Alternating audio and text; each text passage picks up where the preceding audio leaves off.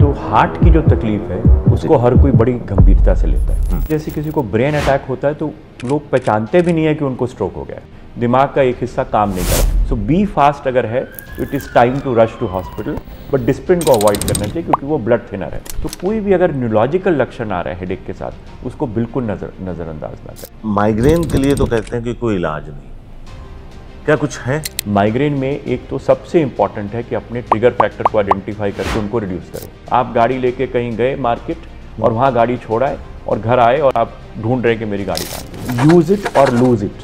अगर आप दिमाग को इस्तेमाल करते रहेंगे तो आपको डेफिनेटली आपका ब्रेन और शार्प होता है। तो फिजिकल एक्टिविटी अच्छी करें, मेंटल एक्टिविटी करें, स्ट्रेस को कम करें एंड स्लीप बिल्कुल अच्छी लें। ये बहुत ब्रेन के भी सीरियस कॉम्प्लिकेशंस कोविड के बाद आए।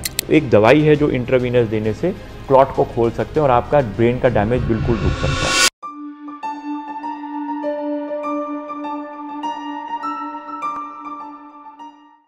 हेल्थ वायर मीडिया में आपका स्वागत है। मैं हूं शारिक खान और आज हम मौजूद हैं हिंदुस्तान के सबसे मशहूर न्यूरोलॉजिस्ट डॉक्टर विनीत सूरी के साथ। न्यूरो से जुड़ी परेशानियां और उनसे कैसे किया जाए बचाव, कैसे पहचाने, उस पर रोशनी डालने के लिए इस वक्त हमारे साथ मौजूद हैं। नमस्कार। बहुत सारे सवाल हैं जो हर कोई जानना चाहता है और जब न्यूरो से जुड़ा मामला होना तो कहते हैं ना कि रगों में जो कुछ चल रहा है उसके बारे में अगर पता हो तो ज़्यादा बेहतर हो। पहले तो शुरुआत आपसे ये करेंगे कि एज ए इंडिविजुअल कोई भी लोग न्यूरोलॉजी के जो की परेशानियां हैं उसको कितनी गंभीरता से लेते हैं? देखिए क्या है कि अगर हम देखें तो हार्ट की जो तकलीफ है उसको हर कोई बड़ी गंभीरता से लेता है क्योंकि उसमें दर्द होता है और एकदम वो उसको हॉस्पिटल के लिए आपको जाना पड़ता है। इसी तरह से जैसे किसी को ब्रेन अटैक होता है तो लोग पहचानते भी नहीं है कि उनको स्ट्रोक हो गया है। चाहे उनको एक हाथ का पैरालिसिस हो गया या बोलने में थोड़ी दिक्कत हो गई तो उसको कई बार नज़रअंदाज कर जाते हैं लोग। ब्रेन के बारे में, जो ब्रेन की तकलीफ़ें हैं उनके बारे में जो लोगों को जानकारी है वो कम है। हार्ट के लिए सबको पता है कि छाती में दर्द होगा, सांस फूलेगा तो फटाफट हार्ट के डॉक्टर को दिखाएं। लेकिन ब्रेन के बारे में जो तकलीफ़ें हैं बहुत बार इनिशियल टाइम लॉस हो जाता है क्योंकि लोगों को उतना पहचानने की आदत नहीं है। सर दर्द होगा तो लोग जाएंगे जरूर, लेकिन अगर कोई बिना पेन के कोई तकलीफ होती है, आवाज़ लड़खड़ा गई, बैलेंस ख़राब हो गया तो उसको नज़रअंदाज कर देते हैं। और ये बड़ा इंपॉर्टेंट है क्योंकि स्ट्रोक जैसे है, शुरू के 4.5 घंटे में अगर आप पहुंच जाते हैं अस्पताल तो एक दवाई दी जा सकती है जो आपके क्लॉट को खोल सकती है। वो इनिशियल 4.5 घंटे जो हैं उसको आदमी लूज़ कर देता है क्योंकि वो समझता है कि शायद मेरा ब्लड प्रेशर हाई है इसलिए मेरे को थोड़ा सा मेरा हाथ सो रहा है, शायद मेरी शुगर लो हो गई है, तो वो 4.5 घंटे लूज़ कर देता है। तो ब्रेन के लिए थोड़ा सा अवेयरनेस लोगों की बहुत इंपॉर्टेंट है कि ब्रेन के क्या क्या लक्षण हो सकते हैं जिनके लिए तुरंत एकदम आपको हॉस्पिटल जाना चाहिए। क्या ये भी एक वजह है कि लोगों को लगता है दिमाग से जुड़ा है, ये मुझे नहीं हो सकता? बिल्कुल लगता है, और क्योंकि दर्द नहीं है ना, अगर पेन नहीं होगा तो pain will immediately take you to a doctor. तो छाती में दर्द हुआ, पेट में दर्द हुआ, कहीं दांत में दर्द हुआ तो आप फटाफट डॉक्टर के पास जाएंगे। लेकिन जो पेनलेस सिम्टम्स होते हैं उनको इनिशियली थोड़ा सा एकदम one does not seek help and sometimes that can be a problem क्योंकि आप इनिशियल बहुत इंपॉर्टेंट पीरियड लूज कर रहे हैं। क्या क्या जैसे आप बता रहे थे कि हाथ का नम हो जाना, थोड़ा लड़खड़ाना बोलने में, कौन कौन से सिम्टम्स, लक्षण हैं जिन्हें एक इंडिविजुअल के तौर पे कभी भी अवॉइड नहीं करना चाहिए? क्योंकि आप बता रहे हैं कि वो 4 से 4.5 घंटे बहुत अहमियत रखते हैं। देखिए ये स्ट्रोक के लिए है, मतलब देखा जाए कि ब्रेन में क्या क्या सिम्टम्स हो सकते हैं।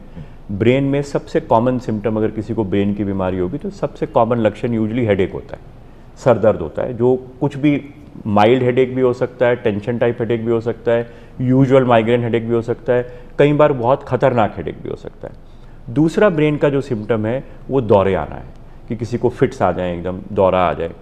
वो इस कंडीशन में तो यूजुअली पेशेंट डॉक्टर के पास हेल्प ले लेता है। थर्ड इंपॉर्टेंट सिम्टम है लॉस ऑफ फंक्शन, तो मतलब हेडेक हुआ, दौरा आया। तीसरा है कि लॉस ऑफ फंक्शन, दिमाग का एक हिस्सा काम नहीं कर रहा क्योंकि वहाँ जैसे ब्लड सप्लाई कम हो गई, उसको जैसे स्ट्रोक बोलते हैं। और उसमें बहुत इंपॉर्टेंट है कि शुरू के 4.5 घंटे में आपको फटाफट हॉस्पिटल पहुँच जाओ। 4.5 घंटे भी एक आउटर लिमिट है, अगर आप आधे घंटे में पहुंच जाएंगे तो आपका आउटकम बेटर हो जाएगा, बहुत बेटर होगा। तो इसमें एक बी फास्ट करके निमोनिक है जिसको याद कर सकते हैं सब लोग जी। बी का मतलब है sudden onset of balance problem, suddenly एकदम बैलेंस खराब हो गया। ई का मतलब है sudden onset of eye problem, एक आंख की रोशनी चली गई या एक तरफ को दिखना बंद हो गया या ब्लर दिखने लगा, या ब्लर दिखने लग गया। एफ का मतलब है फेस का टेढ़ा होना, फेस एक तरफ को टेढ़ा हो गया। आप ए का मतलब है आर्म्स ड्रिफ्ट, अगर आपने दोनों हाथ ऐसा रखे एक हाथ नीचे ड्रिफ्ट होना शुरू हो गया। और एस का मतलब है स्पीच खराब हो जाना, स्लर हो जाना, आप बोल ना पाए ठीक से, या आपकी आवाज़ ही नहीं निकल रही है, आप जो बोल रहे हैं वो किसी को समझ नहीं आ रहा। सो बी फास्ट अगर है तो it is time to rush to hospital. और स्ट्रोक के लिए जितना जल्दी आप जाएं, आधे घंटे में 1 घंटे में अगर आके आपको दवाई लग जाए तो आपका इमीडिएटली स्ट्रोक को बचाया जा सकता है और आपके डिसेबिलिटी को रोका जा सकता है। स्ट्रोक में इमीडिएटली आपको बिल्कुल रुकना नहीं चाहिए। डॉक्टर साहब जैसे मेरे साथ भी ये परेशानी है, हम आपसे कई बार मिल भी चुके हैं। जैसे कल मैं एक यूनिवर्सिटी गया था एक लेक्चर के लिए, तो कल शाम से जो सर में दर्द हुआ वो बहुत फ्रीक्वेंट है, मेरे साथ सर दर्द बहुत फ्रीक्वेंट है। तो सर दर्द एक सामान्य दर्द है, हम सब लोग क्या करते हैं कि अगर सर में दर्द है तो एक डिस्प्रिन खा लिया और उसको बहुत सामान्य तरीके से लेते हैं। क्या सर के दर्द को भी गंभीरता से लेने की जरूरत है? बहुत इंपॉर्टेंट सवाल है। देखिए क्या है कि सर दर्द ऑलमोस्ट 80 to 90% लोगों ने जिंदगी में कभी ना कभी तो हेडेक होता है, बिल्कुल। और कुछ लोगों को बहुत फ्रीक्वेंट होता है। हाँ। हेडेक को हम दो तरह से डिवाइड करते हैं। एक होता है जिसको हम बोलते हैं प्राइमरी हेडेक। प्राइमरी हेडेक है जो बहुत सालों से चलता है, उसमें मुख्य तौर पे 2 तरह के होते हैं, एक टेंशन टाइप और एक माइग्रेन टाइप। माइग्रेन के लक्षण होते हैं कि सर दर्द जो है धीरे धीरे शुरू होगा, जब तेज होगा तो थ्रॉबिंग होगा, उसमें यूजुअली साथ में उल्टी की फीलिंग आ सकती है, उल्टी हो सकती है, और लाइट और शोर बहुत बुरा लगता है। और उसके कुछ ऑब्वियस ट्रिगर फैक्टर है कि धूप में जाएं तो हेडेक हो जाएगा, खाली पेट रहें तो हो जाएगा, कुछ लोगों को कोई स्मेल एक्सपोजर हो जाए उससे हो जाएगा, लेडीज़ को पीरियड्स के टाइम पे हो जाएगा, नींद डिस्टर्ब हो गई 1-2 दिन रात को तो हो जाएगा। तो माइग्रेन के लक्षण होंगे पैरोक्सिस्मल हेडेक, कभी कभी होगा, तेज़ी से बढ़ेगा, बहुत सीवियर थ्रॉबिंग होगी, उसमें लाइट और शोर बुरा लगेगा और नॉजिया वॉमिटिंग की फीलिंग आ सकती है, और उसमें यूजुअली दवाई खानी पड़ती है। उसमें इंपॉर्टेंट है कि डिस्प्रिन जैसे ब्लड थिनर ना खाए जाए। अच्छा। क्योंकि डिस्प्रिन जो है ब्लड थिनर है, उसमें दूसरे तरह के जैसे पेन किलर्स खा सकते हैं, दूसरी दवाई खा सकते हैं, बट डिस्प्रिन को अवॉइड करना चाहिए क्योंकि वो ब्लड थिनर है। मतलब ये है कि पेन किलर के तौर पर डिस्प्रिन का इस्तेमाल ना करें, बिकॉज डिस्प्रिन जो है ज़्यादा ब्लड थिनर है और इतना उसका पेन किलिंग प्रॉपर्टीज़ हैं, बट उसकी बहुत स्ट्रॉन्ग ब्लड थिनिंग प्रॉपर्टीज़ भी हैं। तो इसलिए जैसे कई लोग अपना बाकी भी दवाइयाँ खा रहे हैं तो उनके साथ फिर एक ब्लड थिनर को साथ में लेना बिल्कुल अप्रोप्रिएट नहीं है। ठीक। दूसरा प्राइमरी हेडेक होता है जो टेंशन टाइप हेडेक होता है, जैसे आप बता रहे हैं कि पूरा दिन बहुत बिजी रह गए, सारा दिन भी मीटिंग्स में रहे, तो एक सर में भारीपन खिंचाव सा आ गया जी। और कुछ लोगों को जिनको थोड़ी टेंशन रहती भी है, नींद कम आती है, बहुत छोटी छोटी बात पे वो फील करते हैं, सोचते हैं, तो उनको एक टेंशन टाइप हेडेक होता है। टेंशन टाइप हेडेक स्ट्रेचिंग होता है, डल स्ट्रेचिंग, कभी कहीं या बैंड लाइक फीलिंग, ऐसा लगता है कि जैसे पूरे सर पे जैसे कोई कैप रखा हुआ है जबकि कोई कैप नहीं है। उसमें वॉमिटिंग, फोटोफोबिया, फोनोफोबिया मतलब लाइट बुरा लगना, ये सब लक्षण नहीं होते, और ये भी प्राइमरी हेडेक मतलब ये बहुत सालों से जैसे हेडेक रहता है। दूसरा टाइप हेडेक होता है जिसको हम सेकेंडरी हेडेक बोलते हैं। सेकेंडरी हेडेक का मतलब है अब ब्रेन में कोई और कंडीशन है जिसकी वजह से हेडेक होता है, और ये वाला हेडेक है जो थोड़ा ज़्यादा ऑमनियस हो सकता है, इसके लिए ज़रूर ध्यान रखना है। सिंपलेस्ट हेडेक सेकेंडरी में हो सकता है साइनोसाइटिस, खांसी जुकाम हुआ, सर में थोड़ा दर्द हुआ, थोड़ा खांसते हैं तो दर्द आता है, थोड़ा झुकते हैं तो दर्द आता है, और वो यूजुअली साइनोसाइटिस हेडेक है, दैट इज़ नॉट ऑमनियस। बट कुछ तरह के हेडेक्स होते हैं, जैसे ब्रेन में किसी को ट्यूमर हो, ब्रेन में कोई एनुरिज्म है जो फट जाए, किसी को चोट लग गई, सबड्यूरल हीमाटोमा हो गया, तो इन हेडेक्स के लिए ध्यान रखना है कि जो भी हेडेक एकदम नंबर 1 चेंज ऑफ पैटर्न हो गया फ्रॉम प्रीवियस हेडेक। पहला हेडेक कैसा था, ये नए तरह का हेडेक आ गया, नंबर 1, उसको बिल्कुल नज़रअंदाज नहीं करना चाहिए। सेकेंड टाइप ऑफ हेडेक है जिसको हम बोलते हैं थंडर क्लैप हेडेक, एकदम ऐसा लगा कि सर फटा, रीचिंग पीक इन 1 मिनट, मतलब सर दर्द इतना तेज़ हुआ 1 मिनट में वो बहुत तेज़ हो गया, और कई लोग उसको डिस्क्राइब करते हैं कि this was the severest headache of my life. तो थंडर क्लैप हेडेक जो एकदम तेज़ी से बढ़ता है, सीवियरेस्ट हेडेक ऑफ लाइफ है, वो कई बार बहुत ऑमनियस एनुरिज्म या कुछ और तरह की प्रॉब्लम को इंडिकेट कर सकता है। तीसरा है कि अगर हेडेक के साथ कोई न्यूरोलॉजिकल सिम्टम आ रहा है, मतलब हेडेक के साथ एक आंख की रोशनी जा रही है, डबल डबल दिखना शुरू हो गया, चलने में थोड़ा बैलेंस की प्रॉब्लम आ गई, तो कोई भी अगर न्यूरोलॉजिकल लक्षण आ रहा है हेडेक के साथ, उसको बिल्कुल नज़रअंदाज ना करें। तो ये 3-4 हैं जो चेंज ऑफ पैटर्न हो गया, अगर आपका यूजुअल हेडेक से बहुत तेज़ हेडेक हुआ, या न्यूरोलॉजिकल सिम्टम साथ में आ गए, या साथ में हेडेक के साथ बुखार हो रहा है, कुछ और सिस्टमिक फीचर्स आ रहे हैं, उसको बिल्कुल नज़रअंदाज ना करें। अब जैसे हम लोग, एक बहुत कॉमन है कि माइग्रेन को लेकर लोग परेशान रहते हैं। मुझे 2 सिम्टम्स पता है, मुझे कभी कभी होता है तो धुंधला फ्लडेड दिखने लगेगा पहला, या बिहार में तो कहते हैं जुगनू, ऐसा लगता है जैसे सामने दिवाली हो रही। तो जब ये 2 चीजें मुझे दिखती है तो मुझे लगता है कि नहीं, अब एक वक्त दवा खाने का, अगर आपने 2 मिनट भी लेट किया तो आपके 4 घंटे गए। माइग्रेन को लेकर क्या एहतियात बरतने की जरूरत है, और उसको पहचाने कैसे कि ये जो है ये माइग्रेन हो गया, अब हम इससे ग्रसित हैं? बहुत इंपॉर्टेंट, आई थिंक सब लोगों के लिए बहुत ही इंपॉर्टेंट है। और जो आपने अपना डिस्क्राइब किया, माइग्रेन के भी मेनली 2 तरह के है हेडेक्स। एक होता है जिसमें माइग्रेन विथ ऑरा, जैसा आप कह रहे हैं जो आपको होता है। माइग्रेन विथ ऑरा का मतलब है शुरू में दिमाग की खून की नाड़ियाँ थोड़ी सी जैसे नैरो होती हैं, तो ब्लड सप्लाई कम होने से कुछ लोगों को धुंधला धुंधला दिखता है, जो कि नॉर्मली एक कॉर्नर से शुरू होगा, वो धीरे धीरे धीरे धीरे धीरे बढ़ता जाता है।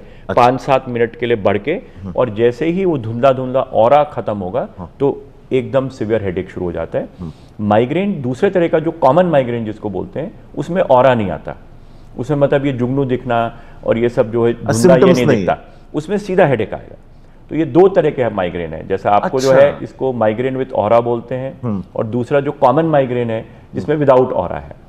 तो विदाउट ऑरा तो बड़ा मुश्किल है कि आप नहीं, उसको पहचानना क्या है। नंबर 1, एक हेडेक अगर आपका एक किसी ट्रिगर फैक्टर से हो रहा है, ट्रिगर फैक्टर का मतलब है आप धूप में जाते हैं, आप खाना मिस करते हैं, आपकी नींद पूरी नहीं हुई, आपको तेज स्मेल जैसे कुछ पेट्रोल परफ्यूम या कुछ पर्टिकुलर परफ्यूम्स या उससे आपको हेडेक होता है, लेडीज को पीरियड्स के टाइम पे होता है, तो एक ट्रिगर फैक्टर आइडेंटिफाई होता है। सेकंड, कैरेक्टर ऑफ हेडेक जो है वो थ्रॉबिंग हेडेक है, मतलब धीरे धीरे शुरू होगा लेकिन फिर यहाँ पल्सेट करता है। थ्रॉबिंग का मतलब है धड़कन की तरह आपको सिवियर पूरे सर में धड़कन होगी।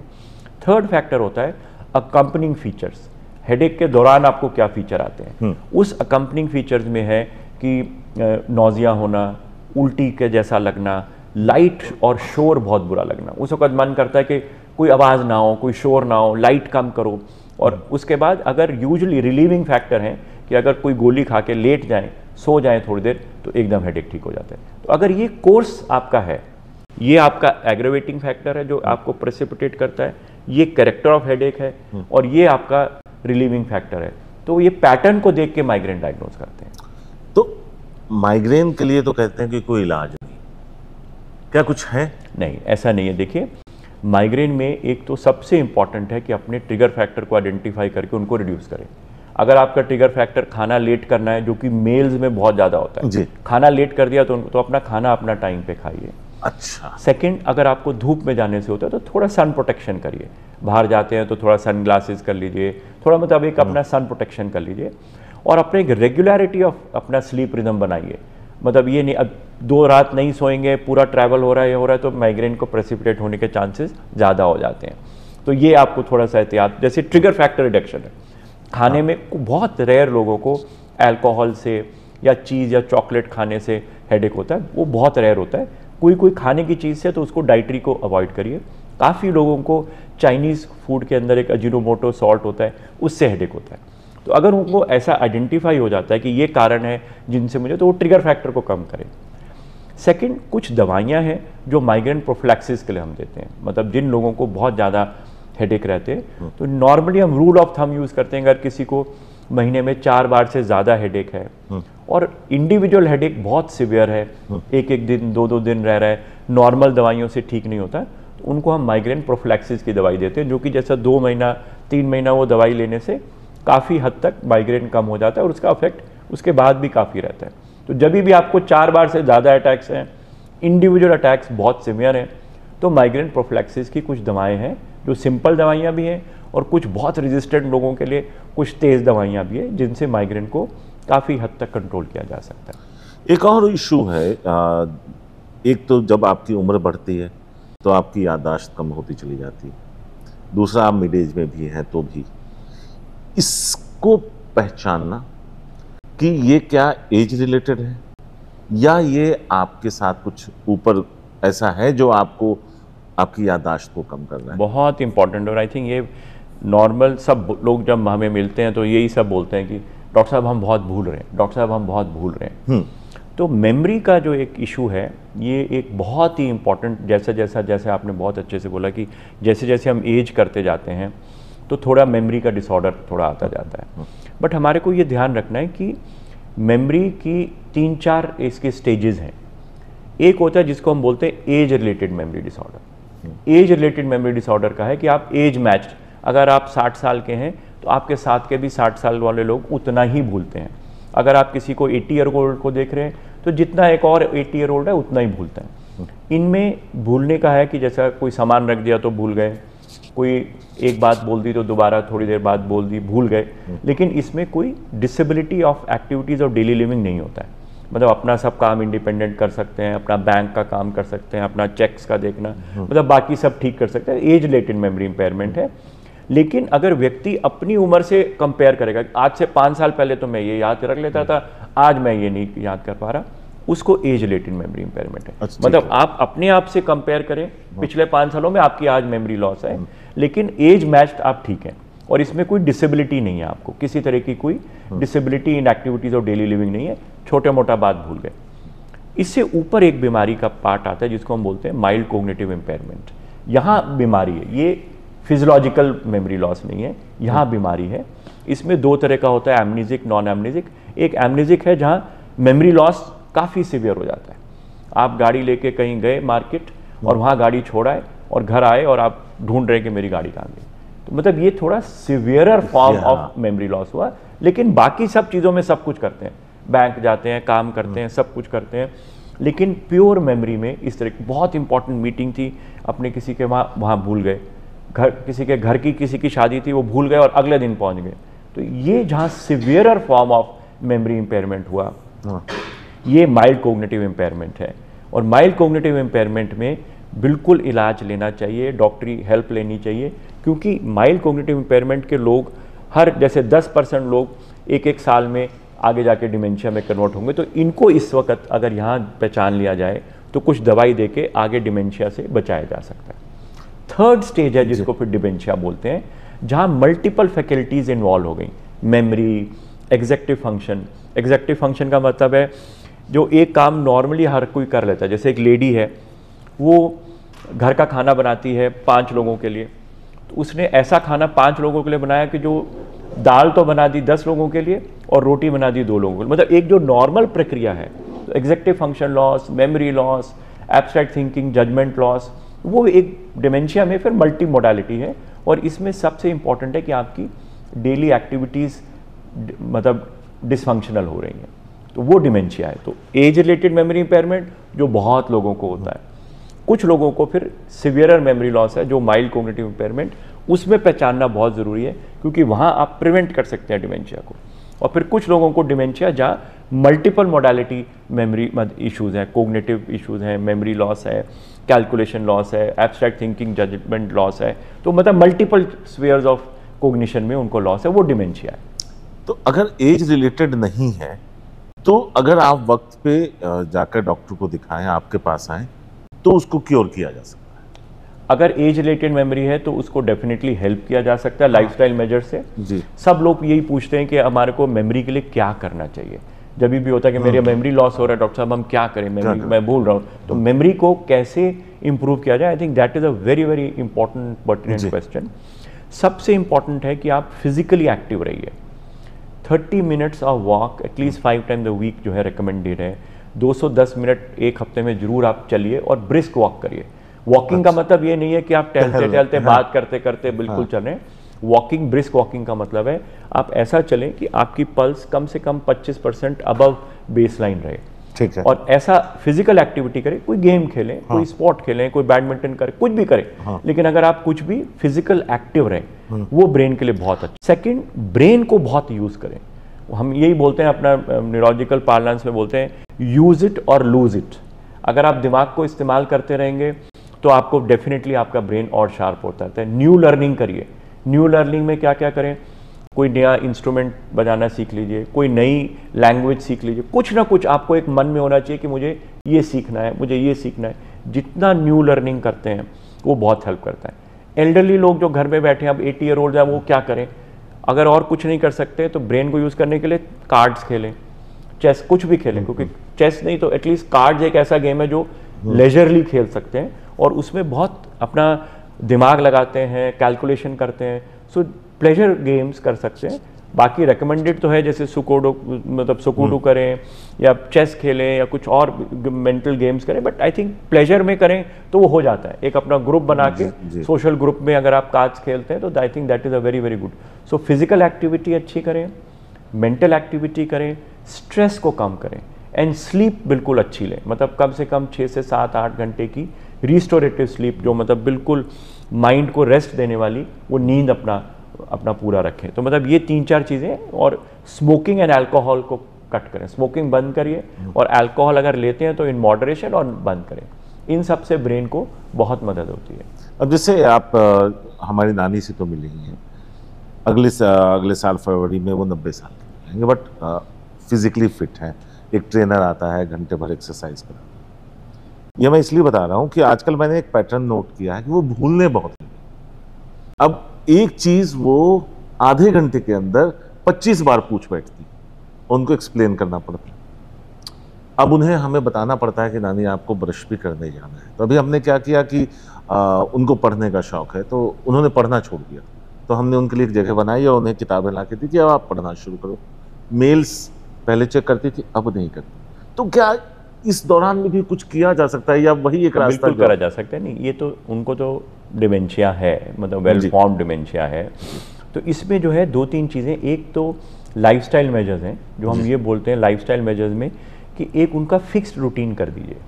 ठीक है कि नानी अभी आपका 9 बज गया, अब आपका नाश्ता खाने का टाइम है, ये 2 बज गए, अब आपका लंच का। तो एक उनको ओरिएंट करते रहिए टाइम पे, और एक उनका टाइम पैटर्न एक पूरे दिन का फ्रेम कर दीजिए जिसको बहुत ज़्यादा मॉडिफाई ना करें। सेकंड, हम बोलते हैं डिमेंशिया के लिए जो केयर गिवर है, जो उनका ध्यान रख रहा है, वो चेंज ना करें और उनकी जगह जगह ना बदले। कई बार क्या होता है, 4 बच्चे हैं, कभी एक बच्चे के पास रहने चले गए, कभी दूसरे बच्चे के पास रहने चले गए, वो काफ़ी, क्योंकि वो जो एक चेंज एनवायरनमेंट होता है वो डिमेंशिया के लिए बहुत ख़राब रहता है। तो same care giver, same place, एक फिक्स्ड रूटीन करके कर दीजिए। और मतलब उनको जैसे कि, और केयर गिवर भी चेंज ना करें। हाँ। कुछ लोगों को थोड़ा सनडाउनिंग होती है डिमेंशिया में। सनडाउनिंग का मतलब है जैसे ही सूरज ढलता है शाम को बहुत ज़्यादा कंफ्यूज हो जाते हैं, कई बार हेलुसिनेट करने लग जाते हैं, ये आ गया, या गुस्सा करने लग जाते हैं। तो सनडाउनिंग को कंट्रोल करने के लिए कुछ दवाई भी देते हैं और थोड़ा ये कहते हैं कि थोड़ा लाइट्स वगैरह अच्छी रखें। जैसे ही सनसेट होता है उस वक्त थोड़ा सनडाउनिंग को भी प्रिवेंट करने के लिए ब्राइट लाइट रखें। थोड़ा सा कुछ दवाइयाँ हम देते हैं जिससे कंट्रोल करते हैं। और डिमेंशिया के लिए कुछ दवाएं भी देते हैं जो 2 तरह से काम करती हैं। एक जो थोड़ा मेमोरी को इम्प्रूव करती हैं, जो ब्रेन का मेमोरी केमिकल है उसको ब्रेन में इम्प्रूव कर देते हैं। और कुछ बिहेवियर इश्यूज होते हैं, जैसे अब अगर वो बहुत गुस्सा कर रहे हैं तो एंगर मैनेजमेंट हो सकता है। कई लोग रात को सोते नहीं हैं और रात को एकदम उठ के चलना लग जाएंगे, कहीं बाहर भागने को चलेंगे, उसके लिए कुछ बिहेवियर को कंट्रोल करने की दवाइयाँ हैं और कुछ मेमोरी को इम्प्रूव करने की दवाइयाँ हैं। तो दवाइयाँ हैं उसमें डिमेंशिया में भी। अब एक और बड़ा इशू था कि हम कोविड काल और उसके बाद जब से जिंदगी पटरी पे वापस लौटी है, हम बहुत सारा ये देख रहे हैं कि यंग लोग हार्ट अटैक से चले जा रहे हैं। आपने इस पैटर्न में कितना बदलाव देखा है? आप मशहूर डॉक्टर हैं, कि कोविड से पहले आने वाले पेशेंट और अब आ रहे पेशेंट में क्या कुछ बदला है और क्या उनके नंबर्स बढ़े? देखिए, कोविड ने काफ़ी कुछ चेंज किया। कोविड के बाद सिर्फ हार्ट ही नहीं, हार्ट, ब्रेन, साइकियाट्रिक इश्यूज बहुत ज़्यादा बढ़े और कुछ नई तरह की बीमारी, जो पहले बीमारियां थोड़ी कम थी वो एकदम ज़्यादा हो गई। कुछ लोगों को, जैसे आपने हार्ट के लिए बोला, जैसे आप देखते हैं कि कई लोग बॉलीवुड में भी और सेलिब्रिटीज़ भी जो बहुत ज़्यादा एक्सरसाइज करते हैं, सडनली आपने देखा कि किसी को एकदम हार्ट अटैक हो गया। तो कोविड के बाद कई लोगों को थोड़ा मायोकार्डाइटिस आया। मायोकार्डाइटिस मतलब जैसे हार्ट की इन्फ्लेमेशन हुई, जिसकी वजह से अरिथमिया होकर कई बार हाई एक्सरसाइज में किसी को कार्डियक अरेस्ट हो सकता है। कोविड ने बहुत ज़्यादा लॉन्ग कोविड करके भी कई लोगों को मेंटल हेल्थ बहुत ख़राब कर दी। जिसको लॉन्ग कोविड बोलते हैं। बहुत लोग बोलते हैं कि डॉक्टर साहब जब से हमें कोविड हुआ है हम भूल रहे हैं, हमें बहुत शरीर थका थका रहता है। तो एक क्रॉनिक फटीग होना, मेंटल फटीग होना, मेंटल कंसंट्रेशन पुअर होना, न्यू लर्निंग का डिसऑर्डर होना और डिप्रेशन, एंजाइटी के फीचर्स बहुत लोगों को आए। तो ऐसे पेशेंट सब बढ़ गए आप? बहुत बढ़ गए कोविड के बाद जी। इसको, बल्कि अब नया टर्म भी दे दिया लॉन्ग कोविड करके, और ब्रेन फॉग करके। जैसा बहुत लोग तो नेट से देख के आते हैं, डॉक्टर साहब मुझे ब्रेन फॉग हो रहा है। हाँ। क्योंकि उनको जैसे ही लगता है कि मैं भूल रहा हूँ तो वो सबसे पहले डॉक्टर साहब मुझे ब्रेन फॉग हो रहा है, नेट से इमीडिएटली पढ़ के खुद ही अपना पहचान किया था। और एक्चुअली उनमें कुछ लोगों को ऐसा होता भी है, और कुछ लोग एक्चुअल कोविड रिलेटेड है और कुछ लोग वैसा ही एंग्जाइटी की वजह से भी, क्योंकि एंग्जाइटी के सिम्टम्स भी ऑलमोस्ट सिमिलर हैं। नींद कम आना, ब्रेन एक्टिव रहना रात में, ब्रेन का कंसंट्रेशन पुअर होना, भूलना, पैल्पिटेशन होना, दिल की धड़कन, घबराहट, तो ये सब एंग्जाइटी एंड पैनिक के फीचर भी हैं। और कई बार कोविड के बाद भी ये चीज़ मैनिफेस्ट हो रही है। तो ब्रेन फॉग, क्रॉनिक फटीग, थकान सारा टाइम, कुछ भी काम नहीं कर पाते। पहले हम इतना चलते थे, अब नहीं चल पा रहे। और कुछ बहुत सिवियर न्यूरोलॉजिकल कॉम्प्लिकेशंस भी कोविड के बाद आई हैं। जैसे कई लोगों को फेशियल पैरालिसिस हुए, कुछ लोगों को गुलेन-बारे सिंड्रोम, जहाँ पूरी बॉडी पैरालाइज हो गई, वो बहुत ज़्यादा कॉमन था। ब्रेन के अंदर अक्यूट डिसेमिनेटेड एंसेफेलोमाइलिटिस, बहुत पेशेंट्स, ट्रांसवर्स मेनिंजाइटिस, दोनों पाँव एकदम कमज़ोर हो गए, ब्लैडर बावल इन्वॉल्व हो गया। तो काफ़ी सिवियर, ब्रेन के अंदर स्ट्रोक होना, ब्रेन के अंदर साइनस वीनस थ्रोम्बोसिस होना, जो ब्रेन के अंदर की जो नाड़ियाँ हैं जो ब्लड बाहर लेके जाती हैं, उनका क्लॉट होना। तो ये बहुत ब्रेन के भी सीरियस कॉम्प्लिकेशंस कोविड के बाद आए। और इन पेशेंट्स की मात्रा पहले भी थी, लेकिन कोविड के बाद डेफिनेटली थोड़ा ये बढ़ गए थे उस वक्त जब कोविड था। जी। तो क्या जो जिन नई परेशानियों के साथ लोग आ रहे हैं, क्या ये मेंटल है या फिर ये एक बीमारी की तरह है? क्या उससे निपटा जा सकता है? दोनों है। मतलब कुछ फीचर्स तो फियर एंड एंग्जाइटी, और वो जो किसी को पहले भी एंग्जाइटी और डिप्रेशन रहता था, उनका एंग्जाइटी और डिप्रेशन कोविड के बाद थोड़ा बढ़ गया। अच्छा। तो कुछ तो ऐसा भी है कि उनको पहले से ही एंग्जाइटी और डिप्रेशन रहता था, वो बाद में बढ़ गया। लेकिन कुछ लोगों को actual Covid related neurological manifestation भी हैं। जो मतलब कोविड की वजह से ही सारी तकलीफ आई। उसमें जैसा मैंने बताया कि ब्रेन के अंदर साइनस वीनस थ्रोम्बोसिस होना, ब्रेन के अंदर क्लॉट्स होना, ब्रेन के अंदर ब्लीडिंग होना, फेशियल पैरालिसिस होना, ट्रांसवर्स मेनिंजाइटिस, मतलब जो सीरियस कॉम्प्लिकेशंस हैं, वो कुछ तो डायरेक्ट कोविड रिलेटेड है, और कुछ एक पहले भी थे लेकिन कोविड के बाद उनको कोविड के साथ लिंक कर दिया गया। बचने का कोई उपाय है उससे ठीक होने का? क्या सिर्फ इलाज है या कुछ और भी? नहीं, इलाज है। मतलब अब देखिए, एंग्जाइटी के लिए तो यही बोलते हैं कि एंग्जाइटी अगर है तो थोड़ा लाइफस्टाइल मॉडिफाई करें, अपने थॉट प्रोसेस को मॉडिफाई करें, remain content with what ever you have. दो तरह की प्रॉब्लम्स होती हैं, एक जिनको हम सॉल्व कर सकते हैं उनको करिए, दूसरी प्रॉब्लम होती है जो टाइम से ही सॉल्व होंगी, हम नहीं कर सकते, उनसे कंटेंट होइए, उनके साथ निभाएं। तो ये अगर आप मन में ऐसी सोच रखते हैं तो थोड़ा एंग्जाइटी आपकी कम होती है। नींद अपनी पूरी लेने की कोशिश करें, और छोटा छोटा बात पे स्ट्रेस बिल्ड ना करें। नॉन स्ट्रेसर्स, छोटी सी बात है, अभी कहीं जाना है तो अभी जल्दी हो रहा है, स्ट्रेस ना बिल्ड करें। तो थोड़ा सा अपने मेंटल थॉट प्रोसेस को थोड़ा सा मॉडिफाई करें। और दवाइयाँ तो खैर है ही हैं, एंग्जाइटी के लिए तो बहुत अच्छी दवाइयाँ हैं जिनसे एंग्जाइटी, पैल्पिटेशन, इरिटेबल बावल, ये सब जो फीचर्स हैं वो बहुत अच्छे से कंट्रोल हो जाते हैं। कुछ और है जो आप जोड़ना चाहें? देखिए, स्ट्रोक के बारे में मैं ज़रूर बोलना चाहता हूँ कि स्ट्रोक एक ऐसा ब्रेन अटैक है जो कि नॉर्मली हार्ट अटैक सब जानते हैं, लेकिन ब्रेन अटैक के बारे में लक्षण जो है वो लोगों को बहुत कम पता है। तो जैसा मैंने अभी बताया था, बी फास्ट जो है उससे आइडेंटिफाई करें। लेकिन क्यों आइडेंटिफाई करें? अगर आप शुरू के 4.5 घंटे में पहुंच सकते हैं तो एक दवाई है जो इंट्रावीनस देने से क्लॉट को खोल सकते हैं और आपका ब्रेन का डैमेज बिल्कुल रुक सकता है।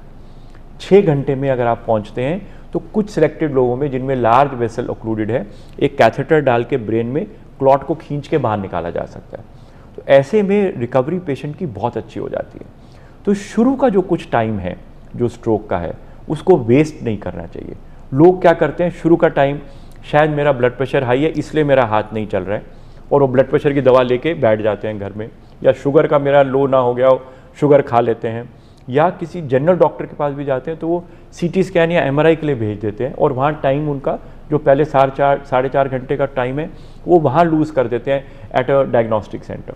तो अगर किसी को बी फास्ट सिम्टम्स हो, बी फास्ट का मतलब sudden onset of balance problem, E का मतलब sudden onset of eye problem, एक आंख से रोशनी जाना या एक तरफ का ना दिखना।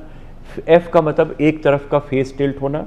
ए का मतलब है आर्म ड्रिफ्ट होना, अगर आप दोनों हाथ आगे रखते हैं और एक हाथ नीचे ड्रिफ्ट हो रहा है या पकड़ कम है। और एस का मतलब है कि आपकी स्पीच या तो स्लर हो रही है, साफ नहीं है, या आप जो बोलना चाह रहे हैं वो नहीं बोल पा रहे। तो इमीडिएटली बी फास्ट होने का मतलब है आपको स्ट्रोक के लक्षण है। जो क्लोजेस्ट हॉस्पिटल है जो स्ट्रोक इनेबल्ड, जहाँ स्ट्रोक का ट्रीटमेंट हो सकता है, सीटी है, एमआरआई है, तुरंत से तुरंत जाए। 4.5 घंटे का आउटर लिमिट है, आधे घंटे में अगर आपको दवाई लगेगी तो आपका रिकवरी और फास्ट है। तो without wasting any time stroke के पेशेंट्स को इमीडिएटली हॉस्पिटल में जाके ट्रीटमेंट, एक बार वो गोल्डन विंडो चली गई, गोल्डन विंडो है 4.5 घंटे फॉर इंट्रावीनस एंड 6 घंटे फॉर मैकेनिकल थ्रोम्बेक्टमी। इसको याद रखना है, क्योंकि लोगों को हार्ट अटैक का पता है, लेकिन ब्रेन अटैक का ये गोल्डन आवर जो है ये बहुत महत्व रखता है, और ये लोगों को जानना चाहिए कि इस पीरियड को लूज नहीं करना है। तो डॉक्टर साहब, ये क्या ये कहा जाए कि जैसे हमें कुछ भी परेशानी होती है तो हम खुद ही उसकी वजह तलाश लेते हैं, या इसकी वजह, जो भी आप बता रहे थे, ये इसकी वजह से हुआ होगा, ये उसकी वजह से हुआ होगा। अब जैसे हार्ट अटैक में ही बहुत लोग अपनी जिंदगी इसलिए नहीं बचा पाते क्योंकि उनको लगता है अच्छा गैस हो गया। ये मेरे साथ भी होता है, बिल्कुल, ये हर इंसान के साथ। बिल्कुल। तो आप ये कह रहे हैं कि कोई भी ऐसे लक्षण नजर आए तो आप खुद वजह मत तलाशिए। ओवर भी इसका एकदम, मतलब one should not get very very over panicky on it also, कि जरा सा कोई सिम्टम हो तो फटाफट हॉस्पिटल भागे, ऐसा भी नहीं है। लेकिन हाँ, ये सिम्टम जो मैंने बताया अभी कि एकदम किसी का हाथ या पैर वीक हो रहा है, फेस वीक हो रहा है, स्लरिंग ऑफ स्पीच हो रही है, एक आंख की रोशनी, तो इन चीज़ों को बिल्कुल नज़रअंदाज ना करें। लेकिन हर सिम्टम को, कई लोगों को होता है जरा सा हाथ में हुआ तो पैनिक होके, हाँ, वो भी नहीं, ओवर पैनिक भी ना करें। हाँ। लेकिन हाँ, जो इंपॉर्टेंट सिम्टम्स हैं उनको बिल्कुल निगलेक्ट ना करें। कुछ नहीं है तो अपने जीपी से किसी से इमीडिएटली फोन करके बात करें कि डॉक्टर साहब मुझे ये लग रहा है, वो आपको पहचान के बता सकते हैं कि आपको इसकी इंपॉर्टेंस है कि नहीं है। और ये अवेयरनेस जो है, जैसा मैं बारी बारी यही बोलता हूँ, हार्ट अटैक आपको ले जाएगा हॉस्पिटल, क्योंकि आपको छाती में दर्द हो रहा है और आपको हॉस्पिटल जाना ही पड़ेगा। हाँ। दूसरी चीज, हार्ट अटैक में आप कॉन्शियस हैं, आपको पता है कि कहाँ जाना है मुझे। हाँ। ब्रेन अटैक में क्या होगा, आप बोल नहीं पा रहे, आपको दर्द नहीं हो रहा, अब now you are dependent on other people around you. अब आप शूट पे हैं, कहीं और है, तो आप नहीं बोल पाएंगे कि मुझे अपोलो ले जाए या वहां ले जाए, कहाँ ले जाए। You are dependent on other. So it is not that you should also know, people around you should also know what to act. क्योंकि जिसको स्ट्रोक हुआ वो तो शायद उस वक्त हाथ और पैर चले गए या स्पीच चली गई या बेहोश हो गए, तो वो तो नहीं एक्ट कर पाएंगे। तो उनके आसपास के लोगों को भी स्ट्रोक आइडेंटिफाई करना चाहिए, और क्या करना है स्ट्रोक में वो भी इंपॉर्टेंट है। तो ये एक बड़ा डिफरेंस है ब्रेन अटैक और हार्ट अटैक में। तो जैसे आप बता रहे हैं कि स्ट्रोक आया, आसपास के लोग कैसे क्या करें?